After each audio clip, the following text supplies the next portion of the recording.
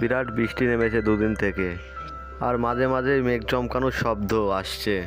আর আমার নাম হচ্ছে হরিহর, আর আমার নামের টাইটেল হচ্ছে হরিহর মণ্ডল। পেশায় আমি একজন গরুর ডাক্তার। আমার বাড়ি গোপালপুরে। আমি এখন হেঁটে চলেছি দাসপাড়ার দিকে। সেই দাসপাড়া গ্রামের একটা কাঁচা পথ দিয়ে যাচ্ছি আমি, কিন্তু বিরাট বৃষ্টি পড়ছিল। তখনই আমার মাথায় ছাতা ছিল, কিন্তু ছাতাতেও এত বৃষ্টি আটকাতে পারছিল না, বৃষ্টির জোরটা একদম একটু বেশিই ছিল। যাক, ওইসব কথা বাদ দেওয়া যাক। এখান থেকে দাসপাড়ার দূরত্ব প্রায় নাই করতে করতে 4 কিলোমিটার। আর এইসব গ্রাম থেকে মাঝের মধ্যে আমার ডাক আসে গরুর চিকিৎসার লেগে। কিন্তু আমি এত বৃষ্টির মধ্যে যেতাম না, কিন্তু আমার ছোট থেকে অবলা জিনিসদের খুবই ভালো লাগে, তাই আমি যাচ্ছি চিকিৎসা করতে। ওদের যদি কিছু ক্ষতি হয়ে যায়, একটু দেরি হয়ে যায় বলে আমি জোরে জোরে হেঁটে হেঁটে যাচ্ছি। আর এসব দেখে আমি যেন একদম ঘরে বসে থাকতে পারি না। আকাশে কালো মেঘ দেখেও কষ্টবাবুর গরুটা দেখতে আসতেই হলো আমাকে। পশু পাখিদের ভালোবাসি তো, তাই আসলাম টানে। কিন্তু আমি ছোট থেকে সাইকেল চালানো জানি না, তাই আমাকে হেঁটে হেঁটে যেতে হচ্ছে। সাইকেল চালানো জানলে আমাকে এটা করতে হতো না। এটা আমার খুব বড় ভুল হয়েছে, ছোটোবেলায় আমি সাইকেল চালানো শিখিনি।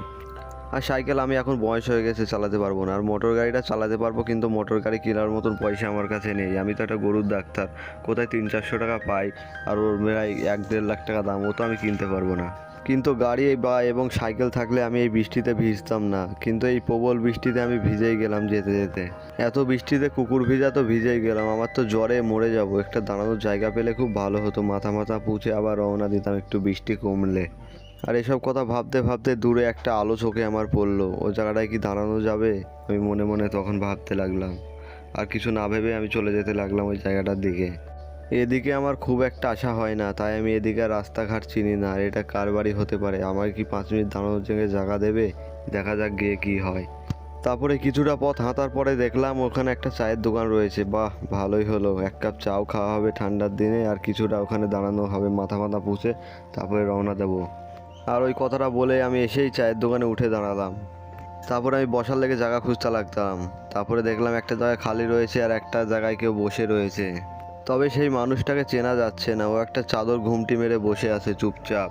আমি কি ব্যাপার ভাবছিলাম, ওর কি জ্বর ফর এসেছে নাকি। তারপর আমি মনে মনে ভাবলাম, এ কোনো ছোট ছেলে না বয়স্ক লোক। তারপরে মনে মনে ভাবার পরে দেখে বুঝতে পারলাম একটা বয়স্ক লোক শীতের জ্বালায় চাদর মুড়িয়ে বসে আছে চুপচাপ। তারপরে আমি ওইসব কথা বাদ দিয়ে ভিতরে ঢুকে চা খেতে হবে, নাহলে শরীরটা মেলা ঠান্ডা হয়েছে, নাহলে জ্বর আসতে পারে আমার। তখনই আমি ছাতাটাকে ধুয়ে ভিতরে যাওয়ার চেষ্টা করলাম। তখনই দেখলাম ভেতরে 3জন লোক বসে। তখন আমি লোকগুনাকে দেখলাম 2জনে আমার মতনই যুবক আর 2জনা বুড়ো। চায়ের দোকানে তো আসলাম চা খাওয়ার লেগে, তার চা আলাও তো ওদের সাথে দেখি গল্প করতে লেগেছে। ওরা কি আসবে চা বানাতে? ও যা গল্প ধরেছে আসারই। বলছি কি, ও ভাই 1 কাপ চা করে দাও তো, খাই, ঠান্ডার মধ্যে আসলাম, 1 কাপ চা করে দিলে খুব ভালো হয়। তখনই সব দোকানের চায়ের দোকানে একটা ডায়লগ হয়। ওই লোকটা তখনই বলতে লাগলো, দেখতে তো পাচ্ছেন হাতে চা গরম আছে, তো ওখান থেকে নিয়ে খান, দেখেন একদম ঠান্ডা জ্বর সব ভালো হয়ে যাবে, এই বলে হাসতে লাগলো ওরা। তখনই বললো, চা খাবে তা বসো, আমি চা নিয়ে আসছি, তুমি বসো। চায়ের দোকানে এসে ভালোই হলো, আমার খুবই ঠান্ডা লাগছিল, ভেতরটা বেশ একটু গরমই রয়েছে, আমার শরীরটা একটু হিট হয়ে যাবে। এই ওখানে দেখতে পাচ্ছি কটা লাড্ডু রয়েছে। তখনই চাওয়ালা বলল, তোমার বাড়ি কোথায়? দেখে তো মনে হচ্ছে না এই গ্রামের, আর আমরা কোনোদিন দেখিও নি। তখনই বললাম, আমার বাড়ি গোপালপুরে, আর আমি এক গরুর চিকিৎসক। তা মশাই, তুমি তো ভালোই ভিজে গেছো, তা তোমার ঠান্ডা ফান্ডা চলে আসবে, লাও 1 কাপ চা খেয়ে শরীরটাকে গরম করো। এই কথাটা বলার পরে দেখলাম চাওয়ালা চা দিতে চলে এলো। তারপরে দেখলাম চা আমার একার না, চা সবারকে দিতে এলো একসাথে। ওরাও কাস্টমার খুঁজছিল, তারপরে চা বানালো। তারপর এই লোকটা বললো, তুমি চা খাও, তোমাকে চায়ের দাম দিতে হবে না। তখন আমি বললাম, তাই নাকি?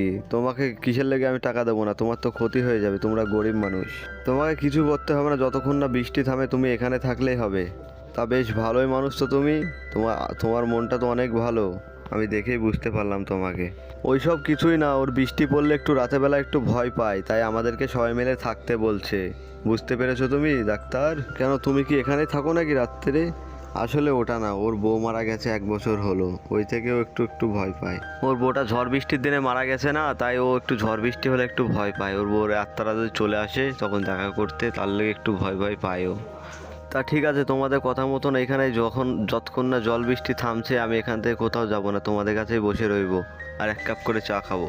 তা তুমি এখানে একা বসে থাকবে কেন? আমরাও তো আছি, সবাই মিলে গল্প করব, কোনো সময় একা মনে করবে না নিজেকে, আমরাও তো সবাই তোমার বন্ধু নাকি। তাহলে তোমরা কিসের গল্প করছিলে এতক্ষণ ধরে? ভূতের গল্প? তখন আমি মনে মনে যেটা ভাবছিলাম সেটাই, ওরাও এতক্ষণ পরে বসে বসে কিসের গল্প করছিল, তারপরে বুঝতে পারলাম ওরা ভূতের গল্প করছিল ওখানে বসে বসে। তখন আমি ভাবতে ভাবতে একজনা বলল, এই ভানু, আর ভূতের গল্প শুনবো না, একটু অন্য মশকরার গল্প শোনা, একটু হাসি ঠাট্টা হোক, ওরম ধারা একটু গল্প।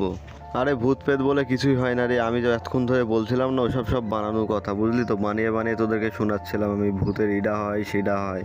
এরা এইসব কথা বলার পরে আমি তখন বললাম, এনা যখন ভূতে এত ভয় পায় তা তোমরা এত ভূতের গল্প করছো কেন, অন্য গল্প করো না। তা তুমিও ভূতে বিশ্বাস করো নাকি? হি হা হা হা। তখনই বললো, ভূতে ভয়? ও হাসতে লাগলো এই কথাটা বলে। আমার হালকা হালকা ভূতের ভয় লাগতো, এর লেগে আমার শরীরটা একদম ঠান্ডা বরফ হয়ে গেল কিছুক্ষণের লেগে। এত গরমের মধ্যে রয়েছি তাও আমার শরীর ঠান্ডা হয়ে গেল। তখনই আমার 3 বছর আগেকার ঘটনাটা মনে পড়ে গেল। এরম ধারা একদিনই বৃষ্টির সময়ের রাত।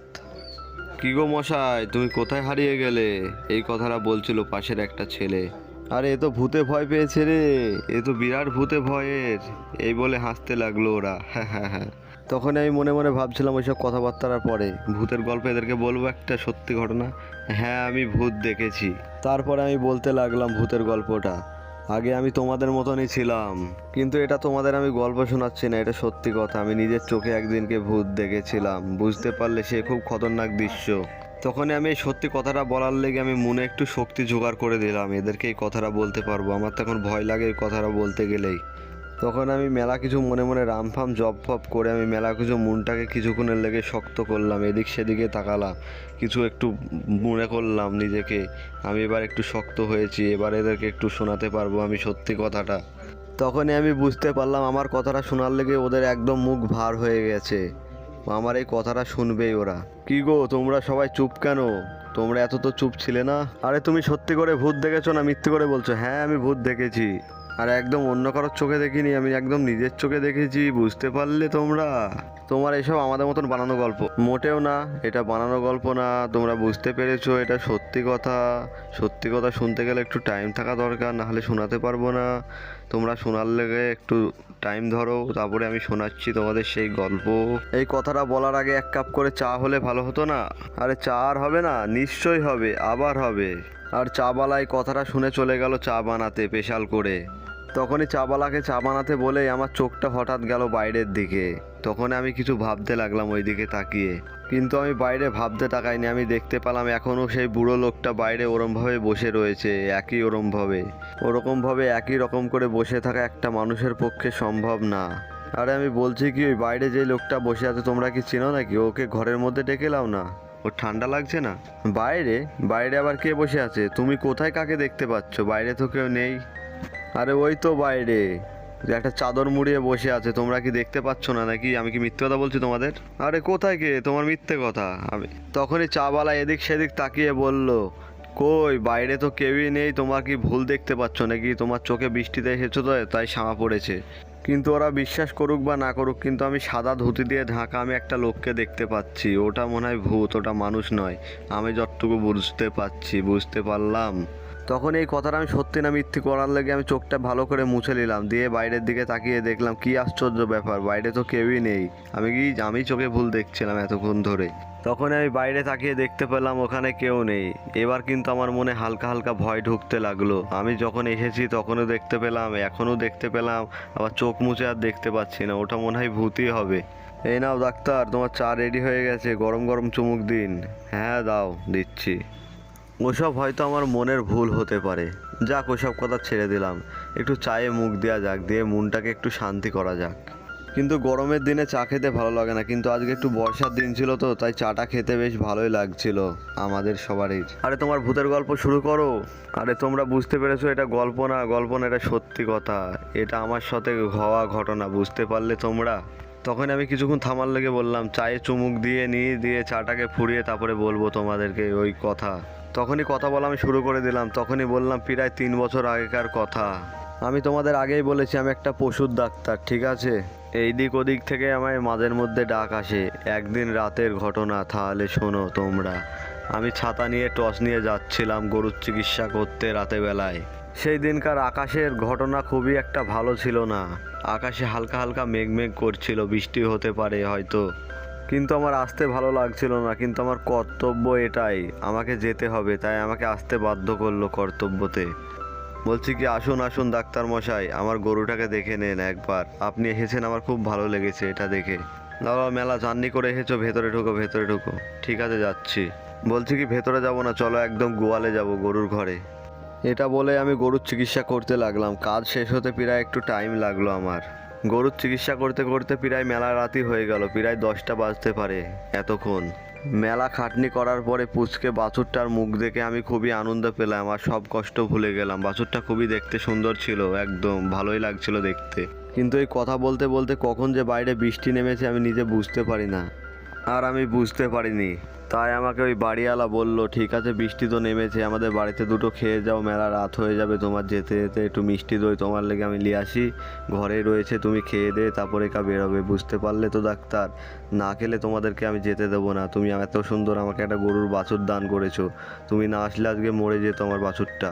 কিন্তু ওসব আমাকে খেতে দিল, তাও দেখলাম কি ঝড় বৃষ্টি এখনও থামলো না। তখন আমার মনে মনে হালকা হালকা ভয় লেগে গেল, বৃষ্টি ঝড় কি আজকে আর থামবে না, আমি কি আর বাড়ি যেতে পারবো না। তখন আমি মনে মনে বুঝতে পারলাম আজকে বৃষ্টি ছাড়বে না। তখনই গরুর মালিক বলল, তুমি আজকে বৃষ্টিতে আমার বাড়িতে থাকলেই, আজকে রাতটা আমার বাড়িতে থাকলেই পারো তুমি। না না, এখন একটু জোরে বৃষ্টি পড়ছে, একটু আসতে হলেই আমি চলে যাব। তাও ঠিক আছে, চলো আমার ঘরে একটু বসবে। এই বলে দুজনা ঘরের দিকে রওনা দিল বসার লেগে। দুটো কিছু খাবে তারপরে চলে যাবে। ওই খেয়ে আবার খিদে লেগে গিয়েছিল ডাক্তারের। তখনই ডাক্তার ইডা সিডা গল্প করছিল, বলছিল মেলা কিছু আমার হয়ে গেল, গরুর বাছুরটাও তোমার মেলা সুন্দর হয়েছে, তোমার তো ভালো লেগেছে তো। তখনই বললো, হ্যাঁ হ্যাঁ আমার খুবই ভালো লেগেছে, ওই বাছুরটা কোনোদিন বিক্রি করলে আমাকে করবে, আমার খুব সুন্দর লাগছে বাছুরটাকে দেখে। এসব কথাবার্তা বলে আমি আস্তে আস্তে ওর বাড়ি থেকে বিদায় নিলাম। এই বলে আমি ছাতাটাকে খুলে এতখানা পথ আমাকে একা একা যেতে হবে। আমার মনে তো হালকা হালকা ভয় তো লাগছে, আমি কিন্তু ওটা প্রকাশ করতে পারবো না, তাহলে আমাকে সবাই বলবে এই ডাক্তারের খুব ভয়। তখন আমাকে সবাই ভয় দেখিয়ে তখন টাকা ফাঁকা রাতের বেলায় লুট করে দেবে। তাই আমি একদম ওর সামনে ভয় প্রকাশ করলাম না। একে আমার তো বিরাট ভয়, তারপরেও আমি দেখছি রাস্তায় বিরাট বড় বড় গাছ ভেঙে ভেঙে পড়ে রয়েছে। তখন আমি মনে মনে ভাবতে লাগলাম, ওই গাছগুলো যারা যারা কুড়িয়ে নিয়ে যাবে তাদের তো মেলা টাকা ইনকাম করবে। আমি গরুর ডাক্তার না হয়ে যদি এই গাছ কাটা কাঠুরি হতাম তাহলে তো মেলা কাজ হয়ে যেত আজকে রাতে আমার। কিন্তু আমি ওইসব কথা বাদ দিলাম, দিয়ে তারপরে মনে মনে ভাবতে লাগলাম, এইসব গাছ ফাছ তো পড়ে আছে দেখতে পাচ্ছি রাস্তায়, এইসব গাছ ফাছ যদি আমার গায়ে পড়ে, এইসব কথা ভেবে আমি একটু সাত পাঁচ না ভেবে জোরে হাঁটা শুরু করলাম। তখনই আমি বুঝতে পারলাম আমি একটু জোরেই হাঁটছি, এবার তাড়াতাড়ি বাড়ি যেতে পারবো। আর বৃষ্টিটাও দেখলাম অনেক জোর বেড়েছে। আর এইসব বৃষ্টির দিনে একটা মজার ডাক তো সবাই শুনতে পায়, ওটা হচ্ছে ব্যাঙের। ব্যাঙের ডাক শুনতে কারোর না ভালো লাগে, সবারই কানের মাথা খেয়ে নেয়, সবাই তো গালি দেয়। কিন্তু এই ডাক্তার গাল দিল না ভালো মানুষ বলে। কিন্তু সবাই বলে এই রাস্তাটায় ভূত থাকে, কিন্তু নিজের চোখে আমি না দেখে কোনো জিনিস আমি বিশ্বাস করি না ছোট থেকে। এটাই হচ্ছে আমার সব থেকে বড় ভুল। আর ভুলের কথা বলতে বলতেই সামনে দেখতে পেলাম হঠাৎ একটা কেউ হেঁটে হেঁটে যাচ্ছিল আমার সামনে দিয়ে। তখন আমি অতটা বুঝতে পারিনি রাতের বেলায় ওটা কি হতে পারে। তারপরে মনে করলাম কিটকিটে অন্ধকারে ওটা কোনো একটা সাদা ছায়া হতে পারে। তারপরে আমি ছায়া না ভেবে ভাবলাম, ফার্স্টে ভাবলাম লাইট। তারপরে আমি কিছুক্ষণ ভাবার পরে মনে করলাম ওটা কোনো একটা ছায়া বা হতে পারে কোনো লাইটের ছটা একটা। তারপরে আমি মনে মনে ভাবলাম এটা কি একটা গরু নাকি, তাই কারোর গোয়াল থেকে রাতের বেলায় বৃষ্টি পড়ছিল বলে ও বেরিয়ে মাঠে এসে ঘাস খাচ্ছে নাকি, আমার তো ওটাই মনে হচ্ছে দেখে দূর থেকে। কিন্তু এটা তো গ্রাম, এটা গ্রামে এরম ধারা গরু ছাগল রাতের বেলায় খেয়ে বেড়ায়। কিন্তু এটা যদি গরু ছাগল যদি না হয়, যদি অন্য কিছু যদি হয় তখন কি হবে আমার এটা ভেবে এখন থেকে একটু একটু ভয় মনে লাগতে লাগলো। একেই ভয়, তার উপরে আবার ভয়, এবার এত ভয় সামলাই কে আমি একা একা। এইসব কথা ভেবে আমি লাইটটা জ্বালিয়ে হাঁটা থামালাম না, হাঁটার আরও তীরত্ব গতি বাড়ালাম। যেন 280-তে চলছিলাম আমি, আর ও আমার সামনে সামনে 940-এ চলছিল, এত মনে হচ্ছিল স্পিড ওর পায়ের। কিন্তু আমার আর সাহস হলো না ওর দিকে লাইট মারাটা। কিন্তু এত ঝড়ের মধ্যেও যে ওর বৃষ্টি ঝড়ে কোনো একটা প্রভাব পড়ছে না এটা আমি ভালো করে বুঝতে পারছি। গরু ছাগল হলে ওর ভালোই প্রভাব পড়তো বৃষ্টি ঝড়ে। তখন আমি হালকা এদিক সেদিক তাকিয়ে মনে মনে ভাবতে লাগলাম, যাই হোক আমি আর দাঁড়াচ্ছি না, আমি একদম চলেই যাব একদম বাড়ি। ওই সব কথা আমি ভেবেই আমি ওর সামনে যেতে শুরু করলাম। তারপরে একটু সামনে আসতে একটু আসা সামনে পড়ে, তারপরে দেখলাম এটা তো গরু নয়, তবে এটা কি জিনিস। তারপরে আমি দেখলাম একটা বুড়ো মানুষ, ওর মাথার চুলগুলো একদম সাদা সাদা ছিল, তাই লাইট মারছিল। তা আমি মনে মনে ভাবতে লাগলাম, ওই বুড়ো লোকটার কি শীত ফিত বৃষ্টির কোনো প্রভাব পড়ছে না নাকি? ও আমার সাথে হাঁটছে কিন্তু ছাতা না নিয়ে, আর অত জোরে জোরে হাঁটছে কি করে বুড়ো বয়সে? তখনই আমি লোকটাকে জিজ্ঞেস করলাম, কে তুমি? ওখানে দাঁড়াও। তখনই লোকটা দেখলাম থমকিয়ে দাঁড়ালো ওখানে আমার কথাটা শুনে। তখন আমি শোধাতে লাগলাম, কে তুমি? আর এত বৃষ্টির মধ্যে এত রাত্রিরে ফাঁকা জঙ্গলে তুমি কি করছো? তখনই লোকটা আমার দিকে তাকালো। বলছি কি, আমার একটা ছাগল ছিল সাদা রঙের, তা ঝড় বৃষ্টি একটু বেশি হয়েছিল তো, তাই ওর দড়িটা ভালো করে বাঁধা ছিল না, আর ওর গাড়ি বৃষ্টি পড়ছিল বলে ওটা বেরিয়ে চলে এসেছে। তুমি কি দেখেছো কোনো জায়গায় আস্তে আস্তে? আর দেখলে আমাকে বলো না, আমি নিয়ে যাই বাড়িতে। তখন থেকে আমি ওটাকেই খুঁজছি, ওটা যে কোথায় যে গেল, এদিক সেদিকেই তো থাকে, কিন্তু আজকে আর খুঁজে পাচ্ছি না ওকে। তা চলো তুমি আর আমি দুজনা মিলে খুঁজি গা ওটাকে কোথায় রয়েছে। আমার এমনিতে ছাগল ফাগলে খুবই আমার প্রিয় জিনিস, আর আমি কানে শুনলাম আসার পথে ওই কথা, তাহলে কি আমি আর একা একা যেতে পাই? ওই বুড়ো লোকটার সাহায্যটা করবো, তারপরে যাবো আমি বাড়ি। কিন্তু ওই ছাগলটাকে তুমি ভালোবাসো তো? তো যে ভালোবাসার কথা বলছো, ওই ছাগলটা আমার ছেলের থেকেও প্রিয় বেশি। বলছি কি, তোমার ছাগলটা তোমার ছেলের থেকে প্রিয়? আরে হ্যাঁ, ছেলেটা তো বিয়ে করে পালিয়ে যাবে, কিন্তু ওই ছাগলটা আমার কাছে 1 বছর থেকে আছে। আর ওই ছাগলটা আমাকে খেতেও চায় না, বদলেও চায় না। ওই ছাগলটা আমাকে বছরে বছরে 3-4টে ছাগল দেয়, 3-4টে করে বাচ্চা আমি বিক্রি করে তারপরে খেতে পাই, কিন্তু ছেলে আমাকে খেতে দেয় না। তাহলে আমি ছেলেকে অত ভালোবাসবো কেন? ছেলে তো অন্যজনের বিয়ে করে অন্য শ্বশুরের কাজ করছে, বুড়ো বাপটাকে তো ভুলেই গেছে। এটাই হলো ছেলের প্রতিশ্রুতি, বুঝতে পারলে তো? তার লেগে এখনকার ছেলেকে বেশি বেঁধে না রেখে ছেড়ে দাও, যেখানে সেখানে মানুষের ধরে বলি করে দেবে, বেশ ভালো হবে। কিন্তু ছাগল পুষো সবাই। তখনই লোকটা আরেকটা কথা বললো, এই যুগে ছেলের কোনো দাম নেই, ছাগলের সব থেকে দাম বেশি। তার লেগে আমি ছেলেকে কেউ যদি বলে বিক্রি করে দিতে 10 টাকায় আমি করে দেবো, কিন্তু ছাগলটা কেউ যদি বলে আমাকে 4 লাখ টাকা দেবো, কিন্তু তাও দেবো না, ছাগলটাকে আমি এত ভালোবাসি। এই বলে দুজনা মিলে ছাগল খুঁজতে লাগলাম, তারপরে দেখতে পেলাম একটা ঘর রয়েছে ওখানে। আমরা তখন মনে মনে ভাবতে লাগলাম, ছাগলটা কি এখানে বৃষ্টির লেগে এখানে কি দাঁড়িয়ে গেছে নাকি? একবার গিয়ে দেখবো জায়গাটা, ওখানে কি ছাগলটা রয়েছে কি। আমার যা মনে হচ্ছে ছাগলটাকে ওখানে কোনো একটা মানুষ থাকে, তাই ধরে বেঁধে থুয়ে দিয়েছে। এই বলে দুজনা দেখতে গেলাম ওখানে।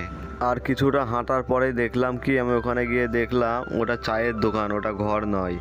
তারপরে আমি মনে মনে ভাবতে লাগলাম, এই চায়ের দোকানে তো মানুষও তো থাকবে না, ছাগলটাকে কে বাঁধলো? হয়তো বাঘে ও সাগে ধরে নিয়ে গেল নাকি, না শিয়ালে ধরে নিয়ে গেল, আমি তো কিছুই বুঝতে পারছি না। তাই এটা তো কাকা চায়ের দোকান, বুঝতে পারলে? তা মনে হয় ছাগলটা এখানে দাঁড়িয়ে ঝড় বৃষ্টিতে আশ্রয় নিচ্ছে। এদিক সেদিক ঘুরে দেখি দুজনা মিলে, যদি পাই তা ভালো হবে, না পালে সারা রাত ধরে খুঁজতে হবে, তুমি যদি চলেও যায়। না না কাকা, এ কি বলছো? দুজনা মিলেই খুঁজবো, আমি ছোট থেকে ছাগল প্রেমিক, বুঝলে তো? এই বলে আমি ছাগল খুঁজতে লাগলাম, আর ওই সাইডে ওই কাকা ওদিকে ছাগল দেখছিল। তারপরে আমার চোখ গেল একটা বস্তার নিচে, তারপরে দেখলাম একটা ছাগলের মাথা বের করে দাঁড়িয়ে মুখ দেখাচ্ছে। তখন আমি মনে মনে ভাবলাম, ভালোই হলো, ছাগলটাকে পেয়ে গেলাম। আর উপরে এত খারাপ কাজ এর সাথে কে করেছে? ছাগলটাকে বস্তা দিয়ে তারপরে বাঁশ দিয়ে চাপা দিয়ে থুয়ে দিয়েছে, খুব খারাপ লোক ওই লোকটা। ওকে আমি রাস্তাঘাটে দেখতে পেলে মেরে দেবো একদম। এত খারাপ কাজ পশু পাখির সাথে করেছে, ওই লোকটার যেন নরকে যেন না ঠাঁই পায়। তা কাকা, তোমার ছাগল তো আবার পালিয়ে গেল, তো এবার কোথায় যাবে? আর কোনো চিন্তা নেই, ছাগলটা এবার সোজা ওর ঘরে গিয়ে উজড়ে বসবে, বুঝতে পারলে তো? আর কোনো টেনশন নেই তোমার, এবার তুমি বাড়ি যেতে পারো। তা বলছি কি, এই বৃষ্টি ঝড় তো থেমে গেল, তুমি কি বাড়ি যাবে না কিছু এখানে? তারপরে আমার একটা কথা মনে আসলো, এই বাড়িটার মধ্যে এই ছাগলটাকে চাপা দিয়ে থুয়ে দিয়েছিল, তাই এই চায়টার দোকানে কেউ নেই তো, চলো একবার ঘুরে দেখি। এই ছাগলটার সাথে এত খারাপ কাজ কোনো একটা ঘৃণা লোক করেছে, তাকে যদি দেখতে পাই তা বাঁশ দিয়ে মারবো। এই বলে আমরা দুজনা ওই লোকটাকে খুঁজতে লাগলাম এদিক সেদিক, যদি থাকে তাহলে ভালোই হবে, মেরে টেরে তারপরে বাড়ি চলে যাব। তখন আমি দেখতে পেলাম ওই বুড়ো কাকাটা ওখানে চাপা পড়ে রয়েছে চায়ের দোকানে। তখন আমি মনে মনে ভাবতে লাগলাম, কি ব্যাপার, এখানে তো কাকা চায়ের দোকান আমার কাছে রয়েছে, তা এখানে চায়ের দোকানে চাপা পড়ে রয়েছে যে? তা ওই কাকাকে দেখে মনে হচ্ছে অনেকক্ষণ আগেই মারা গেছে, দোকান পাশার চাপা পড়ে ঝড়ের মধ্যে। এটা খুব খারাপ কাজ হয়েছে কাকার সাথে, এটা আমার দেখে খুবই খারাপ লাগলো। আমি যদি মানুষের ডাক্তার হতাম আজ ওকে বাঁচাতে পারতাম। এই বলে আমি ভয়ে খুবই কাঁপতে লাগলাম, ওটা তো ভূত ছিল তাহলে আমার সাথে এতক্ষণ যেটা আসছিল। তাই বলে আমি তাকাতে লাগলাম এদিক সেদিক, কিন্তু কাউকে দেখতে পেলাম না, ওখানে কেউ ছিলও না, ওটা তো আসলে ভূত ছিল, তার লেগে চলে গেছে। আমাকে আসল কথায় ছাগলটা এখনো মরেনি বলে আমাকে ডেকে নিয়ে এসে তারপরে ওখানে দেখলাম ছাগলটা আজাদ করার লেগে আমাকে ডেকে নিয়ে এসেছিল কাকা। তাহলে তোমরাই দেখো, পশুর সাথে যদি এত ভালোবাসো তাহলে এরম ধারায় হয়। পশুকে বাঁচাবে বলে নিজে মরে গেছে, তাও আমাকে ডেকে নিয়ে এসে ওর পশুটাকে বাঁচিয়ে দিল। কাকা কিন্তু বড় মনের মানুষ, কাকা একদম উপরে ঠাকুরের স্থান পাবে, তাই পশু পাখিটা বাঁচিয়ে দিল। খুবই কষ্ট ভৌতিক ঘটনা ঘটেছিল তোমার সাথে। ওটা খুবই কষ্টর ঘটনা। ওসব ঘটনা আমাদের সাথে হলে তো হাঁটাটাকু করতাম, আবার মরেও যেতাম, আবার শুনে খুব ভালো লাগতো আমি একজনের প্রাণ বাঁচিয়েছি। তা ঘটনাটা কোথায় হয়েছিল এটা তো শোনো তোমরা। এখানেই ঘটনাটা হয়েছিল একটা চৌরাস্তার মোড়ে, বুঝতে পারলে তো? এইদিকেই আমি আসছিলাম ডাক্তারখানায়। দাঁড়াও, চায়ের দোকানের লোকটার নাম ভেবে বলছি। চায়ের দোকানের নামটা কি বেশ ছিল? হ্যাঁ, কি একটা নাম ছিল, বুড়োদার চায়ের দোকান। এটা শুনে সবারই মাথা থেকে মাটি সরে গেল, এরম ধারা একটা বুঝতে পারলাম আমি। এই বললাম আমি, কিন্তু বুঝতে পারলাম ওদের ভয় লেগে গেছে। তার লেগে চায়ের দোকানওয়ালা বললো, এই এই বৃষ্টি থেমে গেছে, এবার সবাই উঠা যাক, চলো সবারই বাড়ি চলে যাও। আরে কি হলো তোমাদের? এক্ষুনি তো বলছিলে বাড়ি যাব না। আরে চলো চলো, মেলা রাত হয়েছে, চলো বাড়ি চলে যাই, নাহলে কি করবো এখানে বসে বসে। আমার ওই কথাটা শোনার পরে চাওয়ালা হঠাফটা করে দোকান বন্ধ করলো। ওর আসল কথা কিছু যেন ভয় পেয়েছিল, তাই ও চলে গেল ওদের এখান থেকে 5 জনা মিলে। ওদের পালানো দেখে আমি কিছু বুঝতে পারলাম না ওরা কিসের লেগে পালালো। আমি কি হালকা হালকা পাচ্ছিলাম, আমার কি ওই কথাটা শুনে ওরা ওখান থেকে পালিয়ে গেল? না, ওদের এই বুড়োদারই এটা চায়ের দোকান ছিল। তারপরে দেখতে পেলাম আমি সেই লোকটা ওখানে বসে রয়েছে, কিন্তু আমি এবার ফুল ভয় পেয়ে গিয়েছিলাম। দেখতে পেলাম ও এক্ষুনি ছিল না, আবার চলে এসেছে কোথায় থেকে, সাদা কাপড় জড়িয়ে আবার বসে রয়েছে ওখানে, আবার একটু নড়ে উঠলো। এবার আমার দেখে তো একদম জান শেষ। এবার তখন আমি হালকা হালকা বুঝতে পারলাম ওর মুখ থেকে হালকা হালকা করে কাপড়টা নামতে লাগলো। আর কাপড়টা হতেই আমি মুখটা দেখে একদম অবাক। ওরম ধারা বিভীষিকার মুখ আমি দেখিনি কোনো দিন। ফার্স্টে আমার বিভীষিকার লেগেছিল, কিন্তু এটা বিভীষিকার না, এটা তো সেই লোকটা যাকে আমি যার ছাগল বাঁচিয়েছিলাম। কিন্তু দেখে আমার একদম ভয়ে কাঁপতে লাগলাম ওখানে শিরশির করে। আমার গা থেকে ঘামও বেড়ে যাচ্ছিল ওর ভয় দেখে। তারপরে আমি ভয়ের জ্বালায় এদিক সেদিক পালানোর লেগে তাকাচ্ছিলাম। তারপরে আমার দেখতে পেলাম ওই দোকানটার বোর্ডে নাম। এই নামটা দেখে আমি খুব ঘাবড়ে গিয়েছিলাম। তারপরে দেখতে পেলাম ওই নামটা লেখা, এটা তো বুড়োদার লেখা নাম। এই দোকানটার নাম হচ্ছে বুড়োদা। তখনই আমার খুবই ভয় লেগে গেল, এটা তো সেই চায়ের দোকান। তারপরে আমি সেই আধভাঙা গাছটায় খুঁজতে লাগলাম। তখনই আমি দেখতে পেলাম সেই আধভাঙা গাছটার তলায় এখানেই ছিল সেই বুড়ো লোকটা চাপা পড়ে। তখনই আমি গাছটার দিকে দেখে কিছু ভাবছিলাম, আর তখনই বুড়ো লোকটা বলল, আমাকে দেখে ভয় পেলে নাকি বাবু ডাক্তার? এই কথাটা বলে সেই বুড়ো কাকা খুব জোরে জোরে হাসতে লাগলো। আমি আর নিজেকে ধরে রাখতে পারলাম না, মেলাকুনভাবে ধরেছিলাম, কিন্তু এখন আর পারছি না। তার লেগে আমি অজ্ঞান হয়ে গেলাম ওখানে। আর এখানে গল্পটা শেষ হয়ে গেল। তোমরাও যেন এরমভাবে কোনো মানুষের সাহায্য করো রাস্তাঘাটে দেখতে পেলে, তাহলে উপরওয়ালা তোমাদেরকে খুবই সুখী করবে। আরও ভয়ানক গল্প পেতে আমার চ্যানেলটাকে সাবস্ক্রাইব করো, আর বেল নোটিফিকেশন বাজাতে ভুলবেন না একদম। এরকম ধারা সুন্দর সুন্দর ভিডিও আমার চ্যানেলে প্রতিদিন আপলোড হয়, তাই এরকম ধারা সুন্দর সুন্দর ভিডিওটা দেখার লেগে একটা করে লাইক আর চ্যানেলটাকে সাবস্ক্রাইব করে দাও, তাহলে আমি খুব খুশি হব।